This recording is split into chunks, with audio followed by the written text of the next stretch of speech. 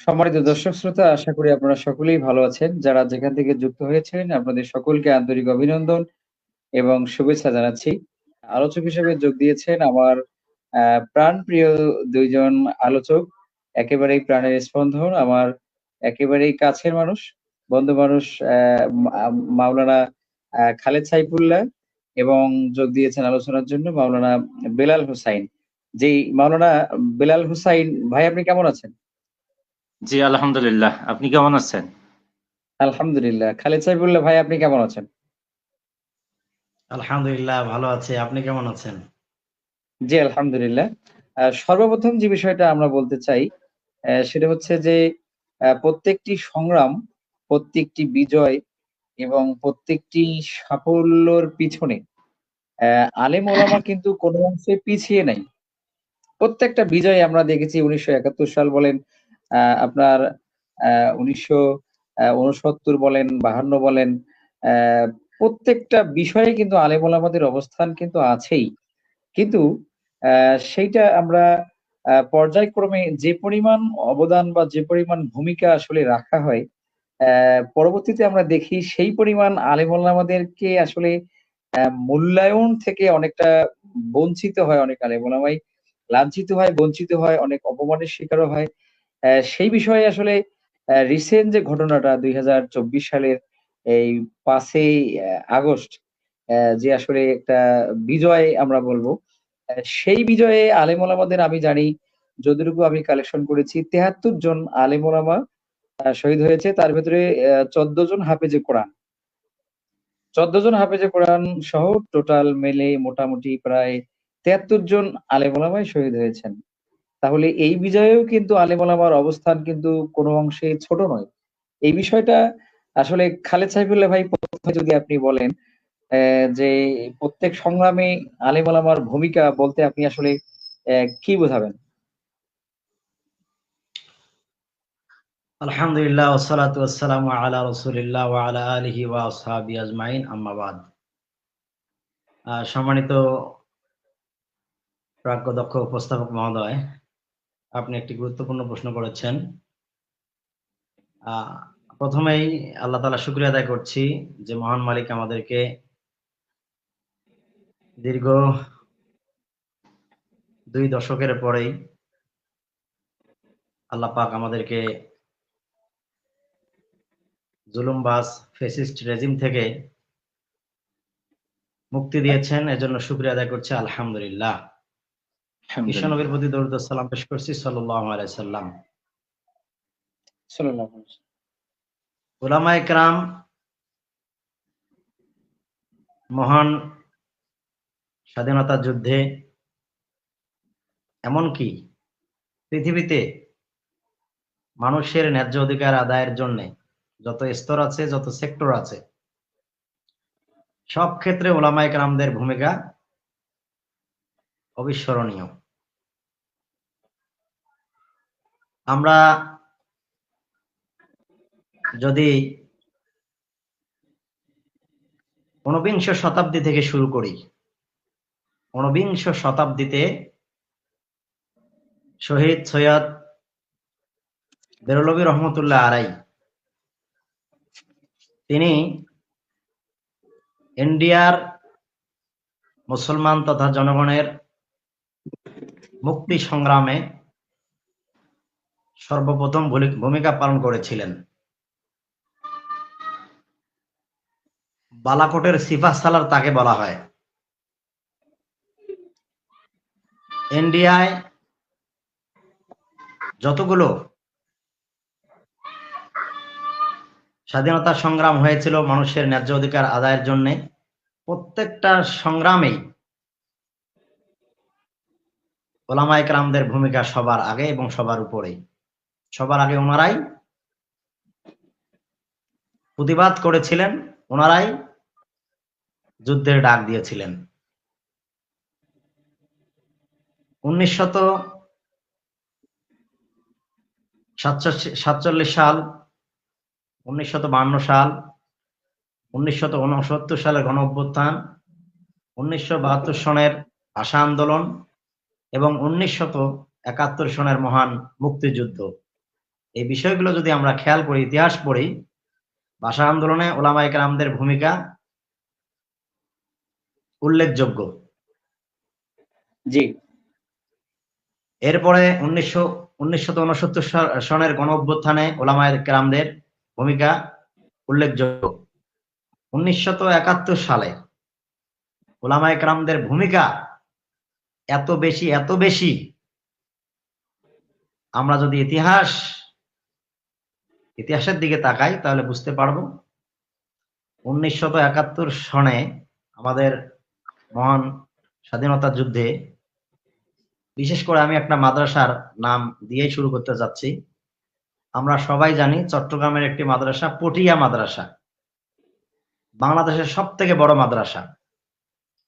1971 সনের এপ্রিল মাসে যখন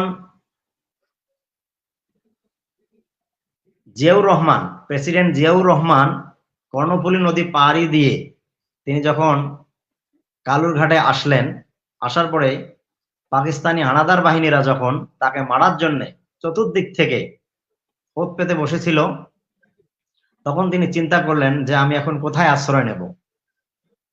তিনি সর্বপ্রথম যেখানে আশ্রয় নিয়েছিলেন সেটা হচ্ছে চট্টগ্রামের পটিয়া মাদ্রাসা। পটিয়া মাদ্রাসায় শহীদ জিয়াউর রহমান, প্রেসিডেন্ট জিয়াউর রহমান আশ্রয় নেওয়ার কারণে পাকিস্তানি হানাদার বাহিনীরা পটিয়া মাদ্রাসায় বোমা নিক্ষেপ করা শুরু করে। পটিয়া মাদ্রাসার অনেক ওলামায়ে কেরাম সেদিন শহীদ হয়ে যান। চট্টগ্রামের অনেক মাদ্রাসা মহান স্বাধীনতা যুদ্ধের সাথে সরাসরি জড়িত ছিলেন।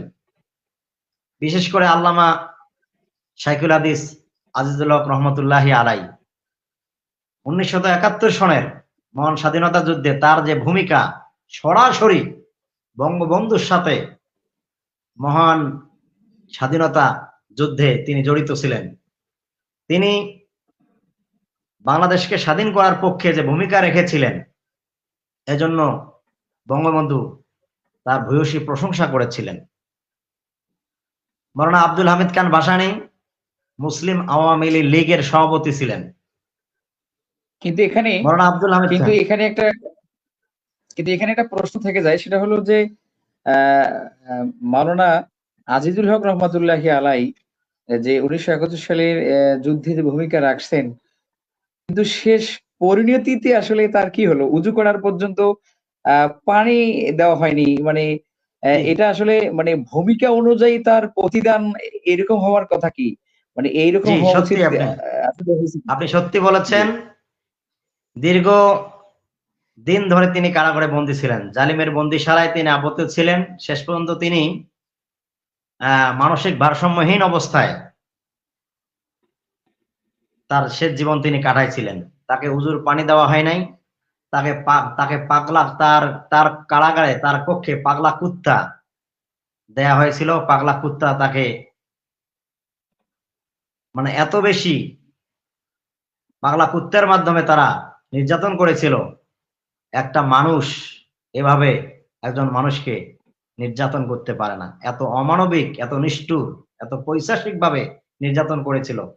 সরাসরি যিনি মহান স্বাধীনতা মুক্তিযুদ্ধে জড়িত ছিলেন, সব থেকে ওলামায়ে কেরামদের মধ্যে মহান মুক্তিযুদ্ধে তার অবদান উল্লেখযোগ্য।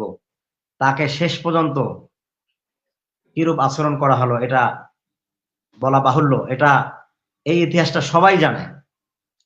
ওলামায়ে কেরামদেরকে বেইজ্জতি করার জন্য, ওলামায়ে কেরামদেরকে কষ্ট দেওয়ার কারণেই জালিমদের পতন নিশ্চিত হয়েছে, এটা আমরা সবাই বুঝতে পেরেছি। মহান স্বাধীনতা যুদ্ধে তারা বলেছিলেন, বিশেষ করে হাফিজে হুজুর রহমতুল্লাহি আলাই, তিনি বলেছেন এই মহান স্বাধীনতা যুদ্ধ কোনো কুফর এবং মুশরিকের জন্য হচ্ছে না। এটা কুফর এবং মুশরিকদের স্বাধীনতা যুদ্ধ নয়, এটা হচ্ছে সরাসরি জালেম এবং মাজলুমের যুদ্ধ। জালেম এবং মাজলুম, তিনি এইভাবে বক্তব্য দিয়ে মহান মুক্তিযুদ্ধকে যেভাবে তার স্পিরিট বাড়িয়ে দিয়েছিলেন, আজকে সে ইতিহাসের পাতায় স্বর্ণাক্ষরে লেখা আছে। এজন্য আমি বলবো যে যারাই মহান মুক্তিযুদ্ধে ভূমিকা রেখেছেন যে সমস্ত উলামায়ে কেরামগণ, তাদের ইতিহাস যেহেতু এখন ফ্যাসিস্ট রেজিমের পতন হয়েছে, বাংলার মানুষ বিগত প্রায় 2 দশক ধরে এক বন্দিশালার মধ্যে জীবনযাপন করছিল, বাক স্বাধীনতা কেড়ে নিয়েছিল, মানুষের কোন ধরনের কোনো জানমালের নিরাপত্তা ছিল না। সেই ফ্যাসিস্ট রেজিমের পতনের মধ্য দিয়ে আমরা এই লাইভ শো প্রোগ্রামের মাধ্যমেই আমরা আবেদন করছি অন্তর্বর্তীকালীন সরকারকে, তিনি যেন মহান স্বাধীনতা মুক্তিযুদ্ধের যে সমস্ত উলামায়ে কেরামগণ ভূমিকা রেখেছিলেন, সেই সমস্ত উলামায়ে কেরামদের ইতিহাসগুলো আবার পাঠ্যপুস্তকে সন্নিবেশিত করেন। জি, আপনাকে অসংখ্য ধন্যবাদ। আমরা আপনার কাছে আবারও আসবো। আমরা এবার আমাদের আরেকজন আলোচক আছেন, মাওলানা বেলাল হুসাইন। আমরা মাওলানা বেলাল হুসাইনের কাছে শুনতে চাবো যে রংপুরের আবু সাঈদ ভাই আমাদের জন্য, সবার জন্য আসলে যেরকম করে বুক পেতে দিয়েছিল, এটা তো আসলে ভোলার কোনো অপশনই নেই। আর আরেকটি হৃদয় বিদারক ঘটনা, সেটা হচ্ছে যে মীর মুগ্ধ নামে একটি ছেলে, যার কথাটা মানে সবার মুখে মুখে, এবং আসলে ভোলার কোনো অপশনই নেই। সেই মীর মুগ্ধ শুধুমাত্র পানি নিয়ে মানুষকে খাওয়ানোর জন্য মূলত আসলে জীবন তার চলে গেছে। সেই মীর মুগ্ধ এবং আবু সাঈদ সহ আরো কলেজের অসংখ্য অগণিত অনেক ছেলে শহীদ হয়েছেন, এবং অনেক ভাইরা আমাদের আহত অবস্থায় আছেন এখনো। সেই হিসাবে আমরা মাওলানা বিলাল ভাইয়ের কাছে শুনতে চাবো যে আপনি এই সংগ্রামটাকে সব মিলিয়ে আসলে কিভাবে দেখছেন? আর এটার জন্য আলেম ওলামার ভূমিকাটা কত পার্সেন্ট ছিল? কত পার্সেন্ট থাকা উচিত ছিল? এবং সে পার্সেন্ট অনুযায়ী মানে দায়িত্ব অনুযায়ী তারা আসলে মাঠে ছিল কিনা? আর সেই অবদানের পেছনে আসলে প্রাপ্তি তাদের কতটুকু? দিন শেষে আসলে আলেম ওলামাদেরকে মানে কতটুকু মূল্যায়ন করা হচ্ছে এবং আগামীতে করা হবে, এবং আপনি এই বিষয়ে কি বলবেন? আসসালামু আলাইকুম ওয়া রাহমাতুল্লাহ। নাহমাদুহু ওয়া নুসাল্লি আলা রাসূলিল কারীম, আম্মা বাদ। ফাউযু বিল্লাহি মিনাশ শাইতানির রাজীম। বিসমিল্লাহির রহমানির রহিম। ইন্নামা ইয়াখশাল্লাহা মিন ইবাদিহিল উলামা। ওয়া ক্বালা রাসূলুল্লাহি সাল্লাল্লাহু আলাইহি ওয়াসাল্লাম, আল কাইয়িসু মান দানা নাফসাহু ওয়া আমিলা লিমা বা'দাল মাউতি ওয়াল আজিজু মান ইত্তাবা নাফসাহু হাওয়াহা ওয়া তামান্না আলাল্লাহ। সম্মানিত ভিউয়ার্স, যারা আমাকে দেখতে পাচ্ছেন এবং শুনতে পাচ্ছেন, সকলের উদ্দেশ্যে আরেকবার সালাম, আসসালামু আলাইকুম ওয়া রাহমাতুল্লাহ। আমার উপস্থিত আছেন আমাদের আজকের এই প্রোগ্রামে আমার সম্মানিত বড় ভাই খালিদ সাইফুল্লাহ এবং সম্মানিত উপস্থাপক মাওলানা আনিসুর রহমান ফারুকি ভাই। তো বিষয়টি হচ্ছে যে, যেহেতু আলোচ্য বিষয় হলো বিভিন্ন সংগ্রাম এবং আন্দোলনে আলেম ওলামাদের ভূমিকা, যদি সংগ্রাম বা আন্দোলনে আলেম ওলামাদের ভূমিকা আমরা আলোচনা করতে যাই, তাহলে অবশ্যই ভারতীয় উপমহাদেশের ইতিহাসকে আমাদেরকে অধ্যয়ন করতে হবে এবং সেখান থেকে কিন্তু ইতিহাসটাকে নিয়ে আসতে হবে।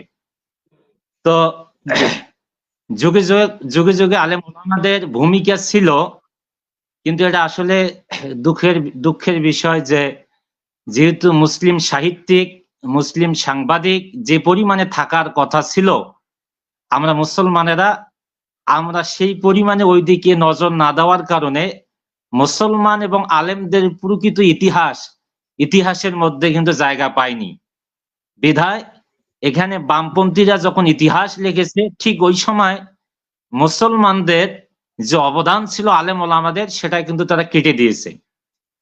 এটা যদি আমরা লক্ষ্য করি, যদি আমরা ওই বিষাদ সিন্ধু যদি আমরা অধ্যয়ন করি, সেখানেও দেখবো যে মীর মোশাররফ হোসেন বিষাদ সিন্ধুর মধ্যে ইমাম হোসাইনের যে অবদান, ইসলামের প্রতি যে তার ভালোবাসা, যে মহাব্বত, খেলাফতের প্রতি তার যে মহাব্বত ছিল, সুন্নাতের প্রতি যে মহাব্বত ছিল, সেই জিনিসটা কিন্তু ওই বিষাদ সিন্ধুর মধ্যে কিন্তু স্থান পায় নাই।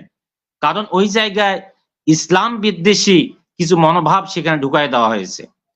তো যেহেতু এই বিষয়ের উপরে আমাকে আলোচনা করতে বলা হয়েছে, তো উপমহাদেশের স্বাধীনতা আন্দোলনের যদি আমরা মহানায়ক বলি, তাহলে মাওলানা শাহ আব্দুল আজিজ মুহাদ্দিস দেহলভী রহমতুল্লাহ আলাই তিনি কিন্তু ফতোয়া জারি করেছিলেন যে ইংরেজদের বিরুদ্ধে আমাদেরকে জেহাদ করতে হবে। তো তার ফতোয়ার কারণে জেহাদ শুরু হয়েছে এবং ফলাফল তাৎক্ষণিক পেয়েছে এটা কিন্তু না, এটা দীর্ঘদিন চলেছিল। তাদের 200 বছর, প্রায় 190 বছর তারা এই উপমহাদেশকে শাসন করেছিল। এরপরে তারা মুসলমানদের অধিকার, মানুষের অধিকার তারা কিন্তু দিতে ব্যর্থ হয়েছে। এই কারণে আলেম ওলামা যেহেতু মাজলুমের পক্ষে, জালেমের বিপক্ষে, এই কারণে তারা জিহাদ ঘোষণা করেছিল। এরপরে আমরা যদি দেখি, আমার সম্মানিত আর এক অতিথি ভাই বললেন যে বালাকোট, আসলে বালাকোটের ময়দানে ইসমাইল শহীদ রহমতুল্লাহ আলাই তিনি কিন্তু সেখানে শাহাদাত বরণ করেছিলেন, কারণ তারা সংগ্রাম এবং আন্দোলনে কিন্তু আলেম ওলামাদের ভূমিকা ছিল অনেক বেশি। এরপরে যদি আমরা লক্ষ্য করি, সৈয়দ কুতুবের কথা যদি আমরা স্মরণ করি, এরপরে টিপু সুলতান, হাজী শরীয়তুল্লাহ, এরপরে আমাদের বাংলার মাওলানা আব্দুল হামিদ খান ভাসানী, এরপরে যদি আসি মাওলানা আকরাম খা, এরপরে আছে আপনার আবুল কালাম আজাদ, এরপরে শামসুল হক ফরিদপুর রহমতুল্লাহ আলাই, হাফিজ হুজুর, এরা কিন্তু দীর্ঘদিন সংগ্রাম করেছে জালেমের বিরুদ্ধে, জুলুমের বিরুদ্ধে এবং মাজলুমের পক্ষে। এই অবদানগুলো কিন্তু ইতিহাসে সেভাবে জায়গা পায়নি, কারণ ইতিহাস থেকে এবং সাহিত্য থেকে মুসলমানরা, আলেম ওলামারা অনেক দূরে চলে যাওয়ার কারণে এই জায়গাগুলো বামপন্থীরা দখল করার কারণে মুসলমানের প্রকৃত ইতিহাস ওই জায়গায় স্থান পায়নি। এরপর যদিও এই কথার উপরে অনেকের দ্বিমত থাকতে পারে, আমরা যদি লক্ষ্য করি মাওলানা আবুল আলা মওদুদী রহমতুল্লাহ আলাই তিনি যে একটা বিপ্লবী চেতনা কায়েম করে গিয়েছেন, সে সাহিত্যের মধ্যে, তার লেখনের মধ্যে, তার পত্রিকার মধ্যে, তার তাফসিরের মধ্যে, এটার ফলাফল আমরা পাচ্ছি বিভিন্ন দেশে। তুরস্কে পাচ্ছি, এরপরে আমরা যদি লক্ষ্য করি ইন্দোনেশিয়ায় পাচ্ছি, এরপরে আমাদের মিশরে পাচ্ছি, আমরা ফিলিস্তিনে পাচ্ছি, এরপরে আফগানিস্তানে আমরা পেয়েছি, এবং বাংলাদেশে অদূর ভবিষ্যতে আমরা এটার ফলাফল পাবো ইনশাআল্লাহ। এই জন্য লেখনী থেকে যখন মুসলমানরা দূরে চলে গেছে, তখন কিন্তু আমাদের জায়গাটা ওই সাহিত্যের মধ্যে নাই, আলেম ওলামাদের যে অবদান সেটাও কিন্তু নাই। আমি এই লাইভ অনুষ্ঠানের মাধ্যমে সকলকে অনুরোধ করব, আব্বাস আলী খানের একটি বই আছে বাংলায় মুসলমানের ইতিহাস, এই বইটি সকলকে পড়ার আমি অনুরোধ করব। সম্মানিত ভিউয়ার, তাহলে শাহ মুহাদ্দিস দেওলভী রহমতুল্লাহ আলাই তিনি যে আন্দোলন করেছে, সংগ্রাম করেছে, এরপরে মাওলানা আব্দুল হামিদ খান ভাসানী তিনি ওই ফারাক্কাবাদের বিরুদ্ধে লং মার্চ করেছে, এটা তো ইতিহাসে, আপনারা ইতিহাসে না লিখলেও আমরা কিন্তু ইতিহাস জানি, জানার কারণে এগুলো আমরা আজকে বলতে পারতেছি। তো সেটার ফলশ্রুতিতে 52 সালের ভাষা আন্দোলন, 66 সালের 6 দফা, 69-এর গণ অভ্যুত্থান, এরপরে 71-এর মহান মুক্তিযুদ্ধ, এটা একদিনে হয়নি। তারা ইতিহাস যারা চর্চা করে দেখেছে যে আলেম ওলামাদের অনেক ভূমিকা ছিল। এই যে আমরা বলি যে এই যে 24 সালে আমাদের যে কোটা বৈষম্য বিরোধী ছাত্র আন্দোলন হইলো, এই জায়গায় যে শহীদ কথাটা আমরা বলি যে এতজন শহীদ হয়েছে, এটাও কিন্তু একটা ইসলামী পরিভাষা, এটা আমাদের কাছ থেকে তারা নিয়েছে, কিন্তু আমাদেরকে মূল্যায়ন করে না। এই শহীদ আমরা বলতেছি, এই শহীদের মর্যাদা, শহীদের তাৎপর্য, শহীদের গুরুত্ব আলেম ওলামাগণ মসজিদে বলেছে, মসজিদের মেম্বারে বলেছে, ওয়াজ মাহফিলের ময়দানে বলেছে, এরপরে বিভিন্ন সেমিনার সিম্পোজিয়ামে তারা এটা তাৎপর্য বলেছে। বিধায় আজকে যারা এই জায়গায় আন্দোলন করতে গিয়ে মৃত্যুবরণ করেছে, আমরা শহীদ হিসেবে তাকে আখ্যায়িত করেছি। কিন্তু এই জায়গায় যারা শাহাদাত বরণ করেছে, এটা কিন্তু একদিনে এই মনোভাব, এই তাদের আন্দোলনের চেতনা, বিপ্লবের চেতনা কিন্তু একদিনে তৈরি হয় নাই। এটা আমাদের পূর্বপুরুষ, সে আলেম ওলামাগণ ব্রিটিশের বিরুদ্ধে যে তীব্র আন্দোলন করেছিলেন, সেই সিলসিলায় কিন্তু তারা আজকে 71 সাল, এরপরে 24 সালের আমরা যে স্বাধীনতা পেলাম। আর একটা বিষয় এই জায়গায় বলে দিতে চাই, ইসলাম নিয়ে যাদের চুলকানি, তারা আলেম ওলামাদের অবদান ইতিহাসে রাখবে না, এটাই স্বাভাবিক।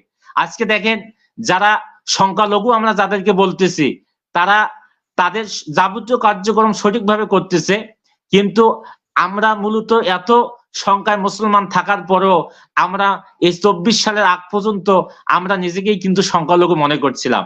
আমি মুসলিম ছাত্র, আমি মুসলিম শিক্ষক, আমি মুসলিম বুদ্ধিজীবী, আমি মুসলিম সাহিত্যিক, আমি মুসলিম সাংবাদিক, আমি আমার টেবিলের উপরে যদি কোরআন শরীফ থাকে, ইসলামী সাহিত্য থাকে, ইসলামী বই থাকে, তাফসির থাকে, তখন কিন্তু আমাকে ধরা হয়। তখন আমাদেরকে ভয় লাগে যে কখন জানি প্রশাসন এসে আমাদেরকে ধরে নিয়ে যায়। তাহলে স্বাধীনতার 53 বছর পর্যন্ত আমরা এই ভয়ে ছিলাম যে কোরআন আমি রাখতে পারবো না, হাদিস রাখতে পারবো না, ইসলামী সাহিত্য রাখতে পারবো না। তাহলে আমরা কিসের স্বাধীনতা এই 53 বছর আমরা ভোগ করলাম? কারণ যেখানে আমি কোরআন শরীফ পড়তে পারবো না, আমার ভার্সিটির ভাইয়েরা তাদের টেবিলের উপরে কোরআন শরীফ রাখতে পারবে না, ইসলামী সাহিত্য রাখতে পারবে না, তাহলে এই স্বাধীনতা কি ছিল? মূলত এটা স্বাধীনতা ছিল না। 24 সালের 5ই আগস্ট যে স্বাধীনতা অর্জিত হয়েছে, এখন আমরা পূর্ণ মাত্রা নিঃশ্বাস নিয়ে রাস্তাঘাটে আমরা চলতে পারি, মসজিদের মেম্বারে দাঁড়িয়ে হক কথা বলতে পারতেছি, কেউ বাধা দেয় না, বাধা দেওয়ার সাহসও পাচ্ছে না। এখন মনে হচ্ছে 53 বছর পরে আমরা স্বাধীনতা অর্জন হলো। তাহলে এই যে 53 বছরের এই 24-এর আগে যে সময়টুকু অতিবাহিত হয়েছে, এটা নিঃসন্দেহে বাতিলি সময় ছিল, এটা ছিল জাহিলিয়াতের সময়, এটা ছিল জালেমের সময়। এই কারণে আলেম ওলামা দীর্ঘ এই সময় পার হওয়ার কারণে এই সময়টুকু যেহেতু বাতিলেরা তারা ভোগ দখল করেছে বিধায় আলেম ওলামাদের যে অবদান, এই অবদানগুলো কিন্তু সাহিত্যেও প্রকাশ পায় নাই, পত্রিকায়ও প্রকাশ পায়নি। আমরা আশাবাদী 24-এর পরে যে সোনার বাংলা গঠিত হবে, এই সোনার বাংলায় অবশ্যই আলেম ওলামাদের অতীত ঐতিহ্য এবং অতীত ইতিহাস জায়গা পাবে।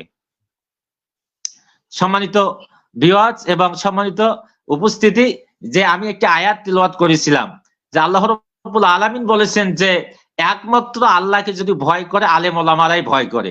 তা আলেম ওলামারা ভয় করে বিধায় তারা পাপের কাজ করে না, খারাপ কাজ করে না। 53 বছরের ইতিহাস পর্যালোচনা করে দেখলাম আলেম ওলামারা রাষ্ট্র শাসন কার্যে না থাকার কারণে, তাদের ইতিহাস বাদ দেওয়ার কারণে আজকে দেশে কত কোটি টাকা ঋণ করা হয়েছে, কত কোটি টাকা দুর্নীতি হয়েছে, এটার হিসাব আজকে যারা সুশীল সমাজ তাদের উপরে আমি দিয়ে দিলাম। আপনারা মিলান, আলেম ওলামাদেরকে বাদ দিয়ে আপনারা রাষ্ট্র পরিচালনা করতে গিয়ে দেখেন যে আপনার দেশ আজকে রসাতলে চলে গিয়েছে। যে সমস্ত ছাত্র ভাইয়েরা তাদের বুকের তাজা রক্ত বিলিয়ে দিয়েছে, আল্লাহ রাব্বুল আলামিন যেন তাদেরকে শাহাদাতের সর্বোচ্চ মাকাম জান্নাতুল ফেরদৌস দান করে, যে তারা তাদের এই বিদ্রোহী চিন্তা চেতনার কারণে, আন্দোলনের কারণে আমরা স্বাধীনতার প্রকৃত সুখ আমরা আজকে পাচ্ছি। জি জি, বিলাল ভাইয়ের কাছে আমি একটা বিষয় জানতে চাই যে আসলে আমরা এই 2024-এর আগ পর্যন্ত আপনি অনেক হয়রানি নির্যাতনের কথা আপনি বলছেন, যে আমরা দেখেছি যে জানাজার নামাজ পড়াচ্ছে, সেই জানাজার নামাজের ইমামকে জানাজার নামাজ রত অবস্থায় কিন্তু ধরে নিয়ে গেছে। এই ইতিহাসটা আমরা আবু জাহিলের কাছেও শুনি নাই, বা আবু জাহিলের কোনো ইতিহাসও আমরা এটা পাইনি, কিন্তু আমরা এটা এই 5ই আগস্টের আগ পর্যন্ত এটা আমরা পেয়েছিলাম। কিন্তু এখন আপনার কাছে যেটা বিষয় আমি জানতে চাই সেটা হলো যে মানে এই যে যুগে যুগে যে আলেম ওলামাদের অবদান আসলে ভুলে যাওয়া হয়, এখন আপনি এই অন্তর্বর্তীকালীন সরকারের কাছে কি আশা করতে পারেন যে আসলে কোনো আবেদন করবেন কিনা যেন আমাদের আলেম ওলামাদের আসলে যেন ভুলে যাওয়া না হয়, বা ইতিহাস যেন তাদের নামেও, ইতিহাসে যেন তাদের স্থান থাকে, এই ধরনের কিছু বলবেন কিনা? ধন্যবাদ।